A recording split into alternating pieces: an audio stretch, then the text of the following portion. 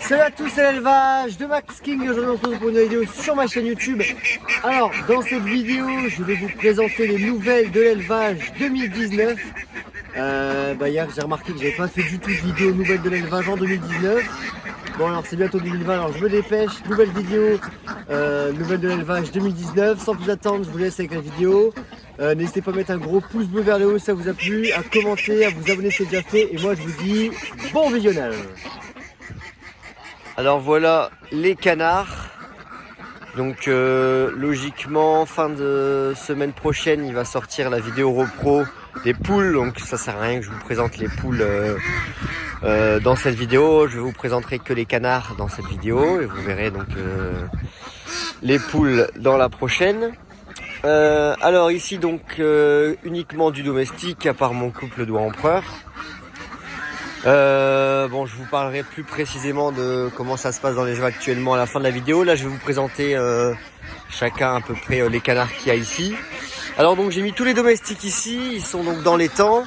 Donc, comme vous pouvez le voir par rapport à cet été, je sais pas si j'ai fait de vidéo par rapport à mon étang, mais il était quasiment, il était à sec carrément. Il y avait plus d'eau. Et là, vu qu'il arrête pas de pleuvoir, il est plein. Il est même à ras-bord. Donc les canards adorent se baigner dedans. Donc là, ça fait une grosse troupe de domestiques. Donc il y a une centaine de domestiques approximativement. Comme vous le savez, je suis un amoureux des domestiques et cette année j'ai beaucoup craqué. Donc pour 2020, il va y avoir énormément de races en canards domestiques, bien plus que je ne le pensais. Alors on va commencer par les oies. Alors tout d'abord, les colmogoris vont super bien. Donc le mâle à l'eau juste ici. Là, voilà, celui-là c'est le mâle repro colmogori et la femelle qui est juste ici en train de manger. Voilà.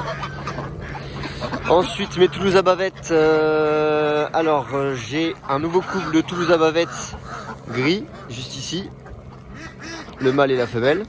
Mon ancien mâle que je vends qui est là-bas. Donc mon couple repro ici, mon couple repro Toulouse à bavette fauve nouveau que vous n'avez jamais encore vu, juste ici. Le mâle ici et la femelle qui est là. Et là, deux femelles en trop que je vends aussi, qui sont déjà réservées avec le mâle qui est juste ici. Voilà. Donc ça, c'était pour les grosses oies, les colmos, les colmogoris, les Toulouse à bavette fauves et les Toulouse à bavette grises.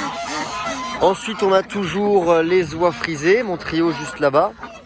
J'espère que vous m'entendez bien, parce qu'avec le bruit des canards, en plus il pleut, donc c'est pas évident. Donc les oies frisées qui sont juste là, le mâle à gauche, voilà, donc magnifique. Juste à côté ici mon trio, alors en 2020 ça va donc faire 9 ans que je les ai, ça va faire 9 ans que je reproduis avec eux sans problème. Voilà mon trio doigt du Siam, le mâle qui est la plus grosse bosse, les deux femelles qui commencent à monter, les deux femelles qui sont montées et le mâle qui va arriver, voilà, juste ici. Ensuite dans les oies, je pense pas vous avoir déjà présenté mes oies Stenbach. Voilà, alors la femelle elle est à l'eau et le mâle est juste ici. Alors la particularité de l'oie Stenbach, c'est qu'elle a un bec un petit peu crochu. Bon, c'est des oies de combat, hein, mais uniquement en repro elles sont méchantes, sinon elles s'adaptent très bien au groupe de domestiques. Et il me semble que j'ai fait le tour en oie. Bien sûr, j'ai gardé un couple d'oies cendrées. Voilà, les plus jolies qui sont les pattes roses. Donc là la femelle et le mâle est là-bas. Voilà. Donc ça c'était pour les oies domestiques. Et en ornement, j'ai gardé uniquement un couple d'oies empereur. Voilà. Donc ça fait au moins déjà 3-4 ans que je les ai. Voilà. Ensuite je voulais garder un couple de kourous, sauf que malheureusement j'ai perdu ma femelle, donc je vends mon mâle. J'ai pas de chance, hein. J'avais un couple, ma femelle est morte, j'ai racheté une femelle, le mâle est mort, j'ai racheté un mâle, le mâle est mort, et là j'ai racheté une femelle pour lui. Et elle est morte, donc j'ai pas eu de chance du tout.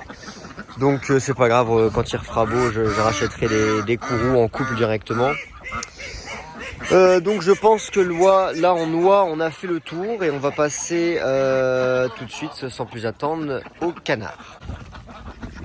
Alors maintenant pour les canards, passons aux canards. Alors comme vous pouvez le voir, il y a vraiment une grosse troupe de canards.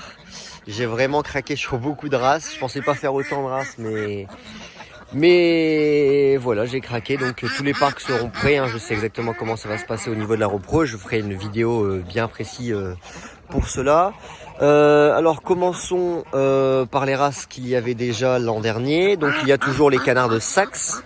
Donc là j'ai 9 femelles et 3 mâles, mais je vends encore un couple, donc je vais garder que 8 femelles et 2 mâles. Donc je vais faire 4 parquets de 4 femelles, 1 mâle. Voilà, donc il y a un petit peu partout des femelles. Hein. Voilà. Tac. Les mâles sont où? Ils sont là, il y en a un là. Il y en a un qui est en train de... Voilà. Juste ici, canard de Saxe. Donc ça change pas, j'en ai juste un petit peu plus. Les canards de Rouen, ça change pas non plus. J'ai un mâle juste ici, que j'ai acheté à l'exposition de Leipzig en Allemagne. Donc vous verrez, il y a pas mal de nouveaux arrivants par rapport à cette exposition. Et je ferai également une vidéo pour vous présenter, parce qu'il y avait énormément de bêtes. Il y avait plus de 60 000 bêtes. Donc vous vous doutez bien que je vais pas faire une seule vidéo, je vais faire 3 vidéos. Je vais faire une vidéo pour les canards qu'il y avait à l'exposition, une vidéo pour les poules et une vidéo des volières, voilà. Ensuite donc les femelles, j'ai sélectionné 8 femelles comme celle-là. Voilà, juste ici. Voilà. Donc ça va faire pareil que les Saxes en fait, ça va faire 2 parquets de 4 femelles et un mâle. Voilà, donc pour les Rouen et les Saxes c'est bon. Pour les Rouen anglais maintenant, on a maintenant les Rouen anglais bleus. Donc on a un couple juste ici. Et mon couple de l'année dernière, malheureusement j'ai perdu la femelle. Donc il me reste encore le mâle, il faut que je retrouve une femelle Rouen anglais sauvage. Donc mon mâle ici ira avec la femelle bleue, qui est juste ici.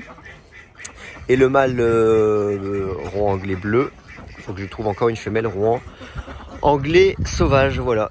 Donc c'était pour les nouvelles couleurs, Rouen anglais bleu. Ensuite, qu'est-ce qu'on a? On a les Duclair. Alors les Duclair, j'ai encore mes femelles, elles sont là, il y en a une ici. Il y en a une qui doit être là-bas, à côté de la roue anglais, celle qui se baigne. Voilà. Logiquement, il y a une 3e femelle qui est là-bas, voilà, c'est ça. Donc 3 femelles Duclair. Et je ne sais pas si vous connaissez, mais j'ai réussi à trouver un mâle Duclair couleur bleue. Voilà, juste ici, pareil à Leipzig, à l'exposition. C'est 96. Très beau mâle. Donc comme ça, je le mettrai avec mes femelles noires, ça sortira 50-50. Ensuite, au niveau des canards, qu'est-ce que je pourrais présenter? Les pompons sauvages que j'ai eu à l'exposition de Fran-les-Avants en Belgique. Donc un couple, voilà, couleur col vert, couleur sauvage, pompons sauvages. Ensuite, on a les pompons blancs, voilà. Donc on a une magnifique femelle ici. On a encore une femelle ici. On a encore une femelle ici, là-bas. Donc on a 3 femelles ici. Si vous voyez, là, là et là. Et là on a un mâle pompon blanc, donc j'ai 3 femelles, un mâle pompon blanc. Hop, donc les pompons blancs c'est fait. Ensuite on a les barbaries bruns. Voilà, donc j'ai 2 femelles ici, une là et une là. Qui viennent de chez Alexis et Robin. Si vous passez par là, big up à vous. Ensuite en barbarie j'ai une femelle gris perle. Donc je voudrais faire des trios en barbarie. Il manque encore du coup un couple en gris perle et il manque un mâle en barbarie brun. Si vous connaissez quelqu'un qui en a ou si vous en avez, contactez-moi. Ensuite on a les Cayuga, donc ça change pas comme l'an dernier. J'ai 2 femelles ici et je pense pas vous avoir présenté mon mâle qui est juste là-bas. Voilà. En noir juste ici. Hop. Voilà. Alors Duclair, Cayuga c'est fait. Kaki Campbell. Alors j'ai mon trio juste ici. Donc c'était frère et sœur, du coup j'ai retrouvé un mâle. Donc le mâle est différent du sang des femelles. Et d'ailleurs je l'ai encore, le frère il est je ne sais où, il doit être là-bas, voilà c'est ça. Alors, on voit les mignons qui volent. Donc le mâle Kaki Campbell qui est là-bas au fond, voilà. Donc là je vais pas le garder, d'ailleurs il est à vendre si ça vous intéresse. Ensuite en race, qu'est-ce qu'on a? Je pense qu'on a fait le tour en gros, à part les cours indiens et les mignons que je vais faire. Voilà, c'est tout. Il me semble que tout est bon. Donc en coureur indien, alors vous me connaissez, j'ai toujours fait des coureurs indiens. J'ai toujours fait les blancs, les noirs, les sauvages et les panachés. D'ailleurs, les parquets, je vais vous le présenter tout de suite. Donc j'ai les 3 femelles ici. 1, 2, 3 femelles coureurs indiens panachés. J'ai trouvé un magnifique mâle qui est juste là-bas en train de se nettoyer. Voilà. Hop. Donc ça c'est pour les courants indiens panachés. Pour les courants indiens blancs, il y a ici 3 femelles. Ouais, c'est ça, les 3 femelles. Il y en a une ici, une là et une ici. Et j'ai un mâle qui est là. Voilà, juste là-bas. Donc c'est encore une fois le deuxième parquet de courant indien. Donc 3 femelles et un mâle blanc. Ensuite on a les courants indiens couleur sauvage. Alors on a une femelle ici qui a fait 96 à l'exposition de Frane-les-Avins. Juste ici. Et on a le mâle qui est magnifique aussi et qui est... Alors c'est pas lui, ça c'est son frère.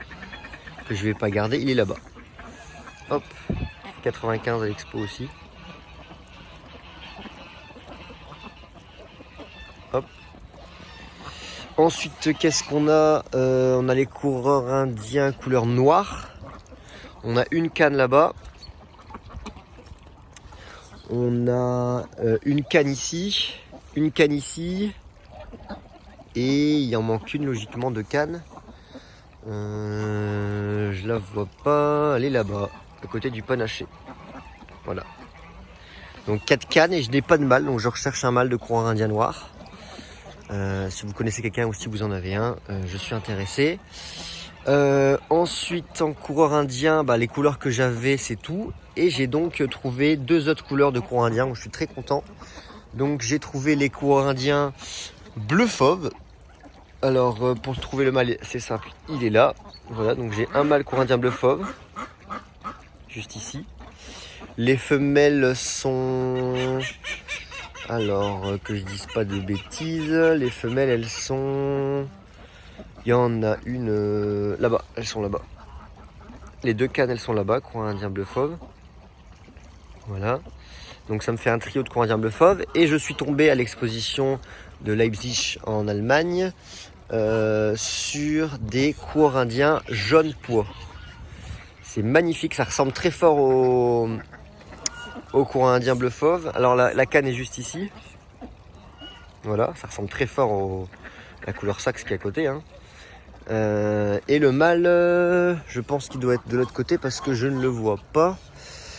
Le mâle courant indien jaune pois qui a fait 96 à l'exposition. Donc très très bien noté. Qui a fait même un prix, championnat régional. Enfin, c'était en allemand donc je ne saurais pas dire exactement quel prix il a eu. Je dois le perdre de vue, je vois pas où il est. Il doit être là. Ah, il est là. Il est juste à côté de sa femelle en plus. Voilà.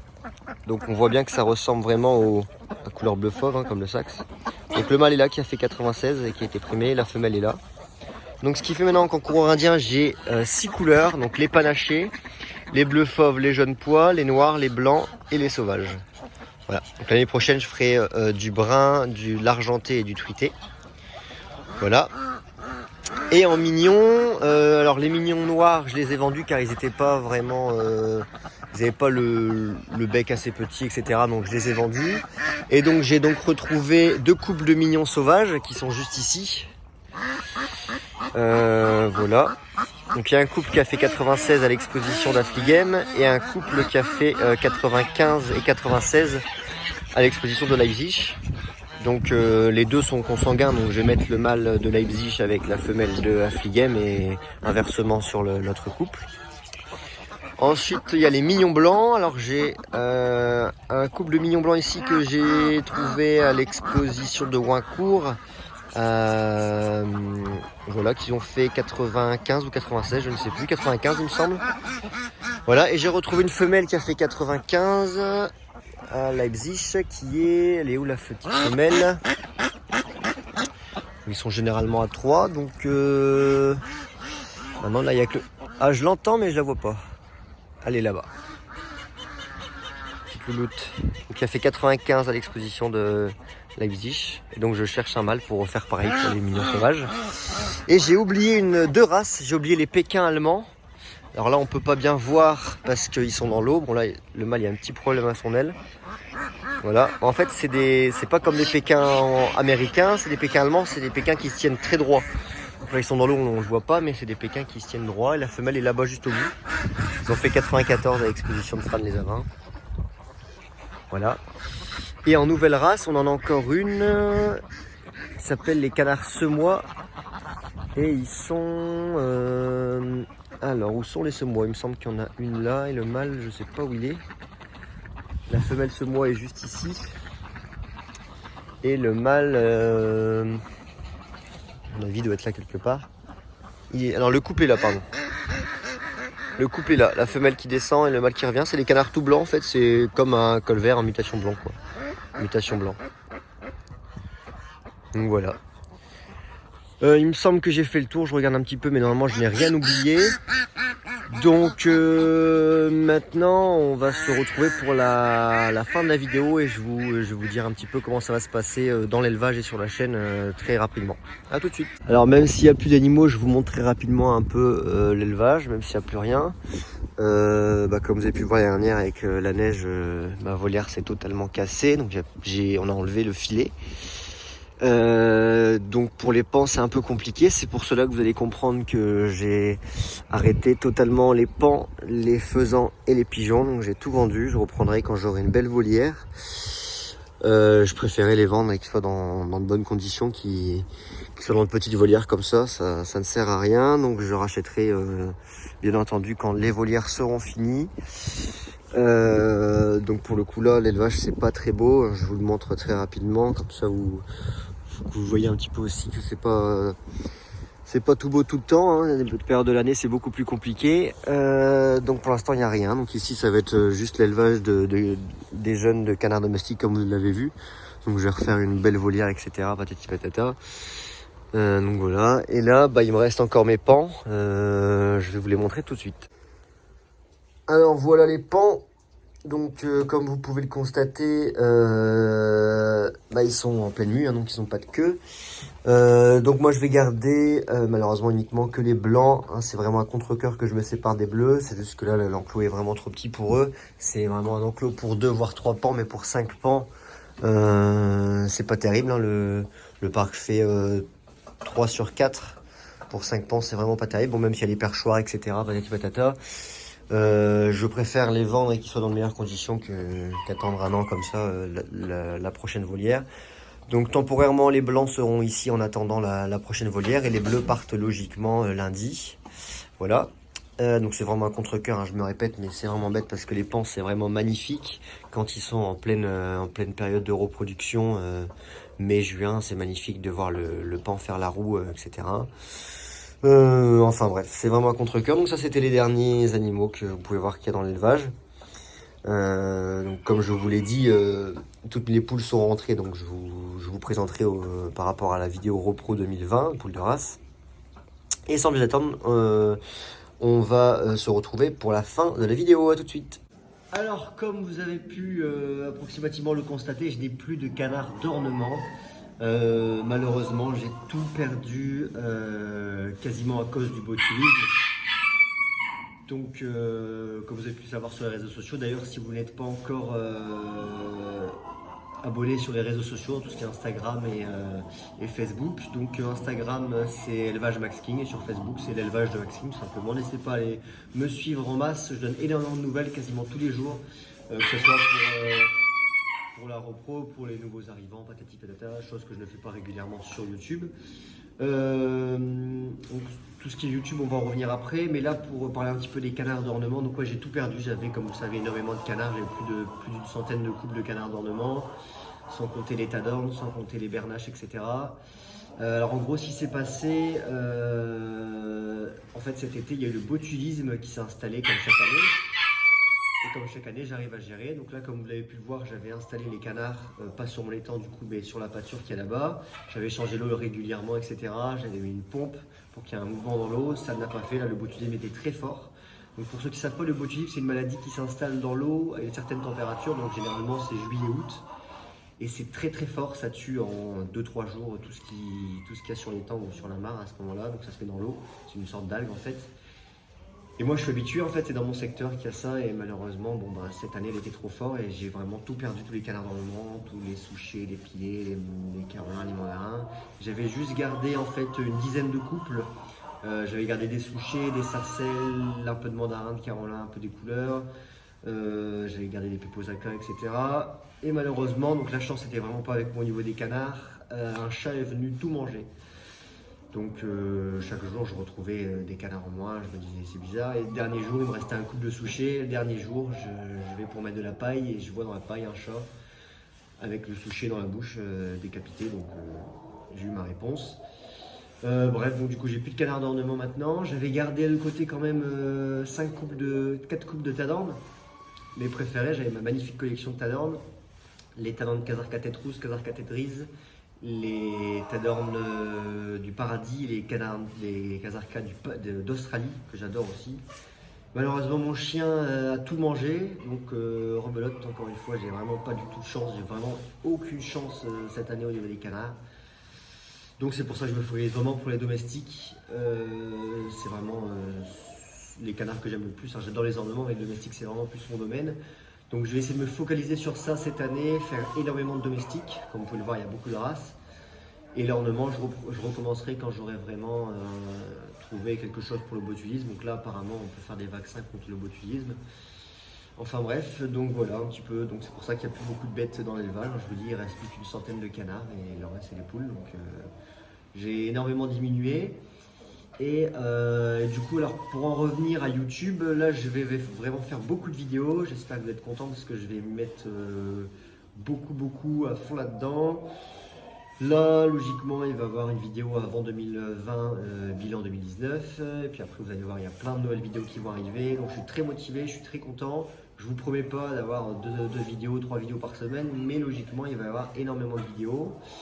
Et avant de terminer, allez vous abonner à Jardibo parce qu'il a eu beaucoup de courage. Il a sorti le calendrier de l'Avent sur YouTube. Donc chaque jour du 1er au 24, il a sorti une vidéo. Donc c'est énormément de boulot. Surtout que lui, il fait beaucoup de montage, etc. Donc n'hésitez pas, si vous ne connaissez pas Jardimo, vous tapez sur YouTube Jardimo et allez vous abonner et mettre beaucoup de pouces bleus, ça lui fera plaisir. En attendant, moi je vous dis à très bientôt pour une nouvelle vidéo et je vous souhaite un très bon réveillon. Et moi je vous dis à très bientôt pour une nouvelle vidéo. Allez, salut, c'était l'élevage de Max King.